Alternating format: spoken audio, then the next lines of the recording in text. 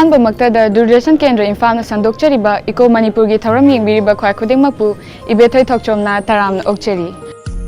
Tha khudingi ani suba amadi mari suba laipak pokpa numita numidangi pung 3 makhai taba matamda sandokchariba Iko Manipur gi Tharam asina ngasigi episode asida puduna lakchariba asi Government of Manipur gi Directorate of Environment na yumbu oiduna Sinjaba Revision of State Action Plan of Climate Change ki second edition gi chahi manga chathagadoriba consultation workshop asina mapung oibani.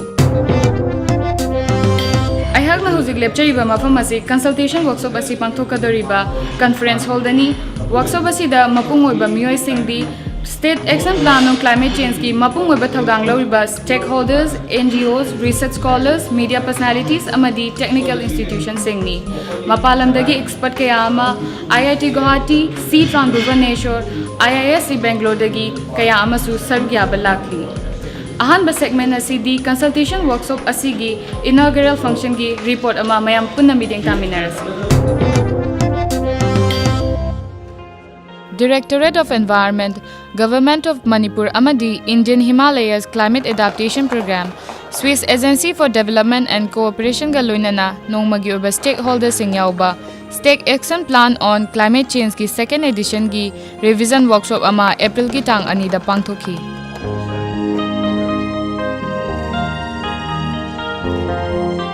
Hogdokpagi thoram aduda Dr. T. Brajakumar, Deputy Director, Directorate of Environment na mayam opagi warol thamki. I welcome to all this expert medias, since we are identified the media fraternity as a stakeholder of this exercise this time by the state government.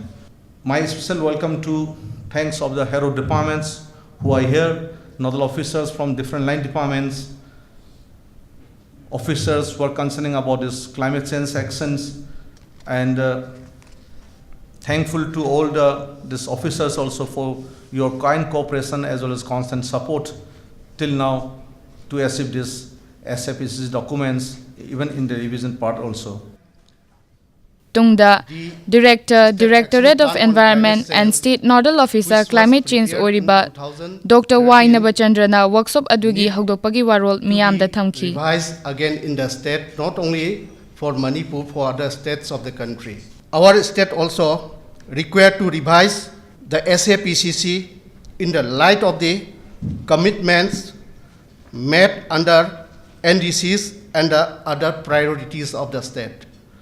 That's why the need for revision of the already existed SAPCC is required to be revised again as per our national commitment. In this state also, the Directorate of Environment as state nodal agency for climate change have taken up this initiative, and all the 22 line departments which were collaborated in the first edition of the SAPCC, again we are going to collaborate with them, and in addition some of the line departments also will be involved.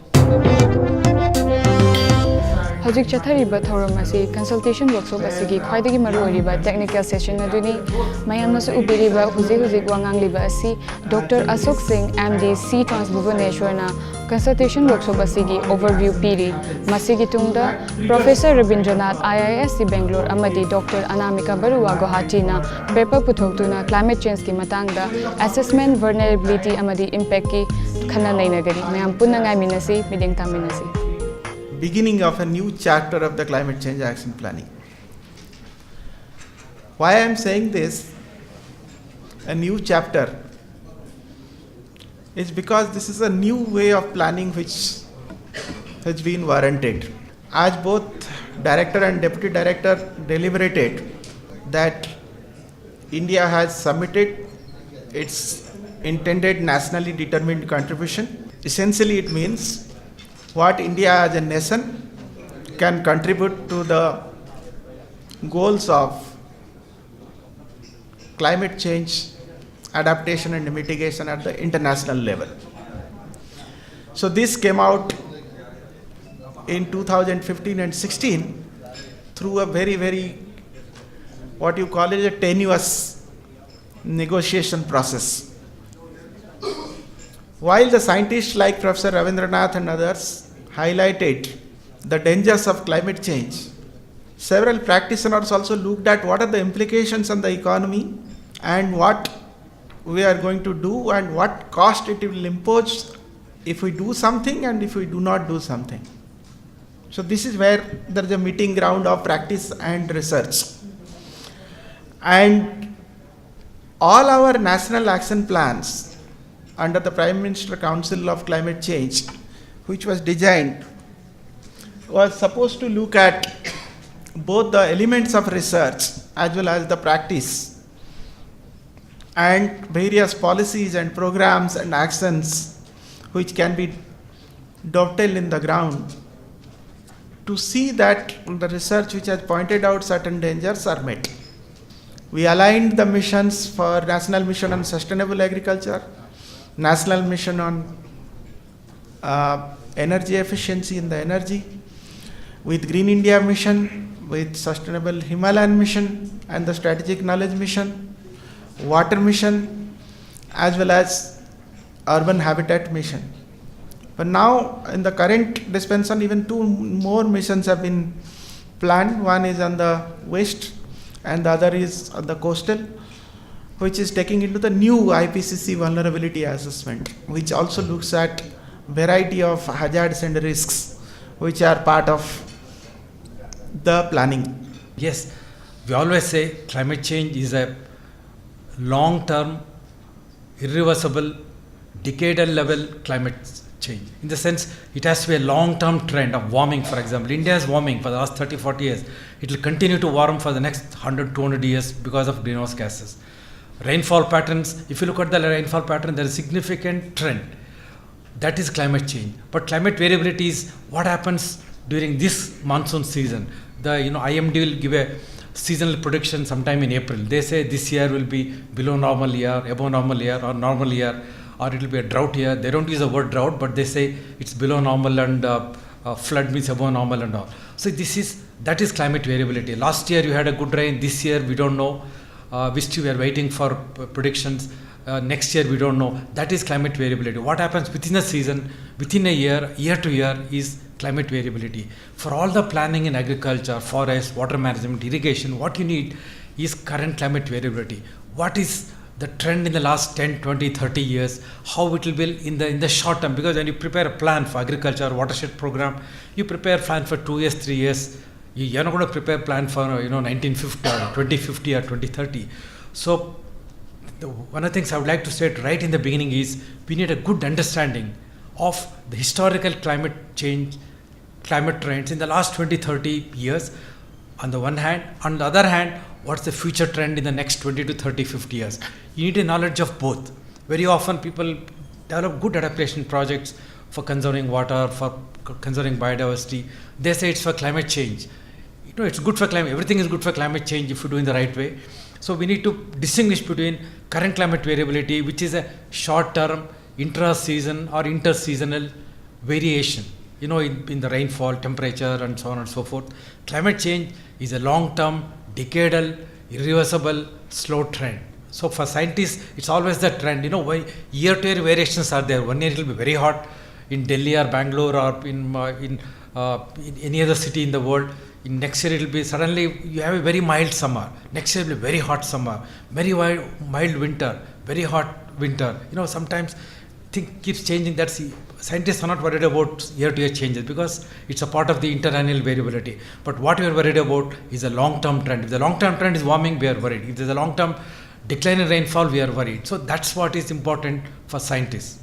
Long period average, LPA for rainfall, long-term temperature. We take 150 years average and see how year-to-year variation. If you look at the first graph and the second graph on the top, you can see if you take the long-term 150-year average and see in the last 2 decades, you can see warming continuously globally. We are talking about the global level. If you look at the bottom 2 maps, if you look at this also again, 1901 to 2012, most part of the world is warming 1 to 2 degrees. The northern hemisphere warms at a higher rate than in the southern hemisphere. If you look at the other one, NASA map for the last 50-60 years, again there is warming. See, you can see that the global records have been broken. Every year it is a new record. 2016 was considered the hottest year known to scientists in the last 150 or 170 years. But again, the 2017 is again called as, again it has broken the 2016 record. 2018 is likely to break all the records. In the sense, every year, world record. We are talking about the global mean, not in one town, one city, one region, one state, one district, one country. We are worried about the long-term global trend. That is what affects nature. That's what affects food production. That affects everything else. So even 2017 is considered the second hottest year after sizzling 2016. 2016 was hotter than 2015. Like that, you can go on and on. And you may say, sir, journalist may ask, sir, hasn't it happened in the past? Yes, it has happened in the past. In fact, scientists have taken air samples from Antarctica. They drill 1 kilometer, 2 kilometers, 3 kilometers. They pick up the air molecules trapped in the Antarctica. They are analyzed for CO2, temperature markers. There are other things. If you look at scientists, you can see, now 50,000 years ago, 1 lakh years ago, 2 lakh, 3, 4. Scientists can go back to several lakhs of years. You may imagine it looks like a dream. How can scientists know what was the temperature of the earth? But scientists do know. And they also know what was the concentration of CO2 by taking the air trap in the Antarctic bottom. They drill for several kilometers to extract air trap. From that, they can estimate CO2 and temperature. You can see whenever there was CO2 concentration increased, we are talking about not 100, 200, 1,000, 10,000. We are talking about lakhs of years, hundreds of thousands of years. Whenever the CO2 concentration was high, the global mean temperature was high. So there are different ways of defining vulnerability. So even when I'm teaching in my class, I always tell people that, the way you define vulnerability can be different between two students sitting in the same classroom as well. Because it depends upon the context you are using, the time frame that you are looking at, the hazard that you are looking at, the system that you are looking at. So it can be very different. One of the classic literature is Edgar and Kelly, which basically brings in the social dimension of vulnerability, which was not there when in 2004 IPCC gave its definition of vulnerability. Now, keeping this in mind, what IPCC basically did was it brought all of these different definitions together and tried to come up with one acceptable definition so that it would become easy across the world to define vulnerability. Therefore, you see, so IPCC is not something, a different entity. For example, most of the academicians, for example, Professor Robindro is also one of the authors of IPCC. So all of these people that you see here are a part of IPCC. And so what IPCC did was it defined in 2004 the concept of vulnerability. But the concept of vulnerability, the way it was defined in 2004 was heavily challenged, and the reason was it was very much looking into the physical aspect of vulnerability. And so if you look at vulnerability, it is no longer only the biophysical vulnerability, we also talk about the socio-economic vulnerability of a particular region. Now, it's very important to explain and understand when you talk about vulnerability, what is the system you are looking at. For example, somebody may look at vulnerability of a sector, which could be agriculture. Somebody may look at the vulnerability of, say, a group of people, population. Again, the vulnerability would differ. Similarly, you might be looking at vulnerability of, Sikkim compared to vulnerability of, say, Karnataka. Again, it would be very different. So it's very important that what is the system you are looking at has to be very clearly identified and decided, even within Manipur. So you have to be clear about the system that the vulnerability of the system you are looking at. So when you are planning your adaptation, you have to clearly distinguish between your coping and adaptation. Then when you talk about mitigation, to me, adaptation is impact. You are trying to take care of the impact of climate change. Mitigation, you are trying to take care of the cause of climate change. So this is sharp, clear distinction. Coping, you don't want to do that. State of Manipur do not want to only talk about coping. It wants to move ahead and go to adaptation strategies. Expert singna paper presentation taukraba matung aroiba tangkak oina expert singa workshop ta saruk yariba stakeholder singa wahang pahang taunabana ahanba session gi aroiba saruk oiki. And now government of India has a major program of harnessing particular hydroelectric power in Northeast India. And when you are talking about hydropower as a clean development mechanism, and now we are talking about climate change mitigation and adaptation.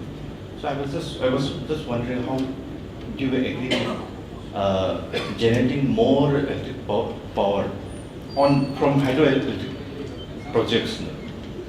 When you're talking about conservation, biodiversity, mountain river systems and all, and when all these mega projects are coming in Northeast India. Yeah, I think it's a challenge. There are a number of renewable energy, solar energy. Solar panels require land. You need literally tens of thousands of hectares of land to put your solar panels. That means your goats and cattle cannot graze there.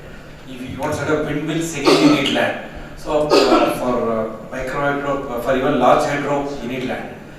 Surely there is some trade-off there, but we just have to see. I don't know, it varies from project to project, how to minimize the trade-off, how to minimize negative effects. You need micro hydro, you need large hydro, you need solar, wind, all of them require land. So we just have to find a mechanism where minimal damage is done. So my question to you, sir, is that at the same time we all require development. So development also has to be done with certain compromise to the natural resources like water, forest, etc. So when we talk about the forest as a natural resource, source of carbon sequestration, and these against the development of certain developmental activities, what should be the best option for the development without giving much impact on the forest or other natural resources? What would be your suggestion so that it can be included in the action plan and all? Natural forests must be conserved no matter where they are, because you need them for biodiversity, you need them for water, you need them for livelihoods, you need them for so many other, apart from global carbon and all.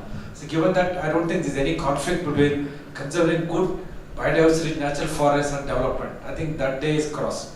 I don't think we need to do it. There are degraded forests, the challenge is how to regenerate them. There are wastelands, how to afforest them. There may be some land required somewhere for some critical infrastructure, it's okay. But we need to minimize the damage, that's all. I don't think we can say no, there's nowhere you can touch forest, we can't say that. But minimize the damage, if possible avoid. Take some other route. If you are putting a railway, don't put a railway through very biodiversity rich forest, just it may cost little more, but take little away later, that's all. But you need railway, you need biodiversity, both, it's possible. So are we going to rank this vulnerability here, or are we going to cross-check the vulnerability ranked by the community, or are we going to use the triangulation method here in the vulnerability ranking? Yeah, I mean, it depends what kind of analysis you want to do. If you want to do a primary survey kind of analysis, it will take a lot of time. But I think that you also have a lot of data available from your state census surveys. I mean, definitely there are data at the state departments where you know who depends on what are the different livelihoods in each of the districts. So you can do your vulnerability mapping based on the secondary data available with your state departments also, which this is why I think for doing a vulnerability assessment, you need all the departments to come together. You would need people's dependency on water, what are the different sectors people depend on, which are the areas where people are depending on rainfall for their agriculture, is there any place where it's irrigated. So all of these departments can have this kind of data. Burning coal or wood? I asked this question because recently the government of Manipur has made a direction to all the brick kiln owners that they should burn coal instead of wood. So which is a better option? Well, the other challenge you asked him is there coal or wood for brick burning. Both are bad, and both are bad. But burning wood is bad locally. Burning coal is good for global. So if you ask me, I will say use coal, not wood, because our first priority is our communities, our district, our state, then globe. But if you have to. But I would say you have to use a very efficient kilns. Kilns are very inefficient. There are technologies available in my institute, many other institutes where high efficient kilns are available, where you need only 1/3 of the wood or maybe less than half of coal.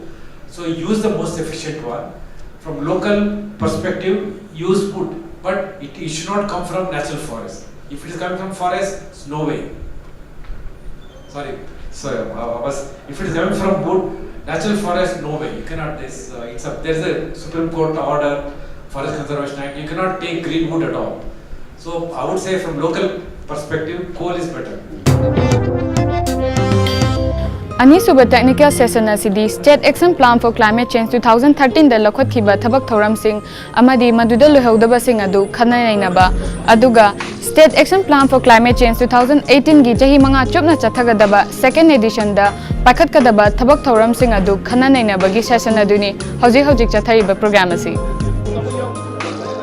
Nongmagi oiba pangthokliba workshop asigi khwaidagi maru oiba tangkak anisuba technical session asida group ahum thoktuna tongan ba stakeholders singna evaluation and revision of State Action Plan on Climate Change 2013 gi khanaki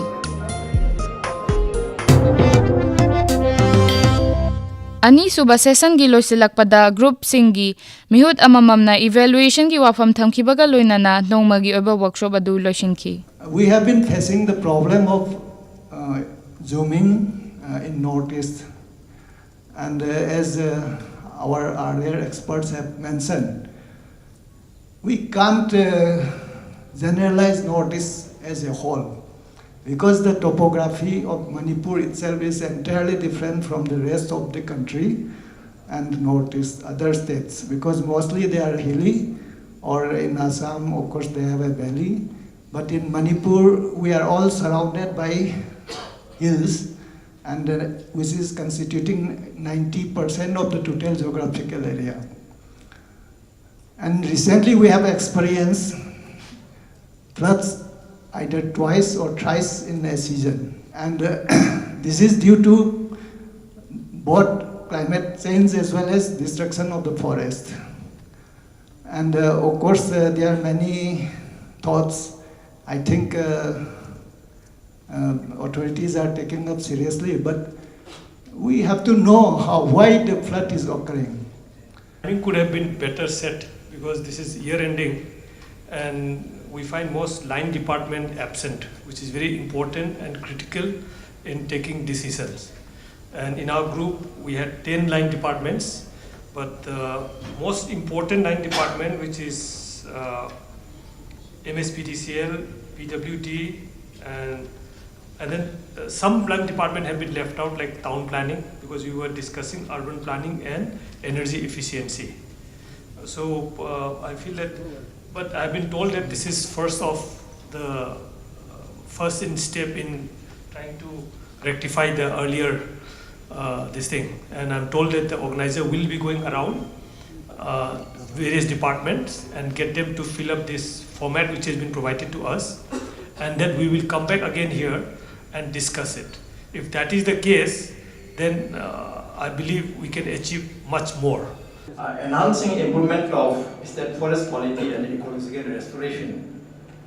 And in this regard, little work has been done in connection with economic plantation, eco-restoration and monitoring and assessment system of carbon stock in forest. And forest department, that means officials from forest department mentioned that because of the lack of fund and capacity building, I think it is not yet done up to the mark. So we need more funding as well as capacity building development. Maximum time we spent on the forest because it was very, very important for all of us, not only the group members present, but for Manipur as a whole. Forest department, forest, the concern of forest seems to be very, very great for all of us. Unfortunately, the two major departments, water resources and agriculture, is not reported. Very important on this table. After observing the reports coming from other departments, I think it seems some misunderstanding among the departments and the lack of cooperation while doing their duties. I think some of the departments are not so aware about climate change and its importance. So I suggest to the Department of Environment Ecology to take some awareness program among the departments as well as it has done to the public also. Mathang asidi State Action Plan for Climate Change 2013 ki makada Faying Village da paikhatliba Climate Adaptation Program ama oiba Model Carbon Positive Eco Village ki matangda report macha amatang mayam punna meeting taminasi. Located in the subtropical region of the eastern Himalayas, Manipur is one of the Himalayan states of India. Chakpa Paying village is amongst the early settlers with a population of 7,000. 65% are literate and 42% are wage earners engaged in different fields from time to time. It is mainly populated by the Chakpas, a scheduled caste community. Agriculture is the mainstay and many of them are engaged as agricultural laborers. Because of its dependency on monsoon, agricultural season lasts for only 3 to 4 months. Animal husbandry such as pig rearing, poultry, duck and cattle rearing are practiced in almost every household. Despite this, the economic status of the village is still inadequate. Vulnerable issues in the village: exposure to black carbon, forest degradation, water scarcity. Significantly, the village has strong social norms on forest conservation through community institutions like Forest Protection Committee and Land Protection Committee. Now, the village is experiencing a host of climate and anthropogenic stress, including drying of natural streams, reduced soil fertility, forest degradation, etc. The village is predicted as a future vulnerable village to climate change. Some of the major issues are: Paying River, the only water source, is becoming seasonal due to drying out of upstreams and decreasing of stream yield, thereby restricting farmers to a single crop in a year due to non-availability of water. High rainfall intensity causes frequent flash floods, decrease of runoff, and soil moisture recharge. Shifting of work culture like agriculture to other jobs due to continuous failure. Women are the key members engaged in every household work and exposed to the black carbon in every sequence of life activities at home. Out of the targets of the project, catchment area treatment by planting 1 lakh fruit-bearing and medicinal plants at 218 hectares at the degraded forests and homesteads through community participation is one of the most prominent activities. Widening of the existing Paying River and development of water harvesting ponds for 218,640 cubic meters capacity is also one of the challenging targets. Construction of pickup dams within the river and enhancing of canals for 20 kilometers is under progress through community participation. Trainings and capacity buildings to 500 farmers on climate-smart agriculture is benefiting the village agriculture practices. Major challenging target is to have successive cropping throughout the year at 500 hectares under organic farming approach and less chemical usage. The community and the government are working together for ecosystem management and restoration and partnering to improve livelihood and to mitigate global climate change. Ngasigi onadi Eco Manipur gi thoramasi loishinbagi pungfam adu yausilakle mayamdagi kainanabagi yathang lojadringai gi mangoinana Eco Manipur gi thoramasi karamba matamda sandokchai habadu amungtang ningsingjagi tha khudingi ani suba amadi mari suba lepakpokpa numitki numidang pung 8 makhai taba matamda sandokchai mayam soidana miting tabiyu ngasigi onadi Ibethoi Thokchom na kainanaba yathang nizari mathangi episode ta anoba topic amaga muglak sage.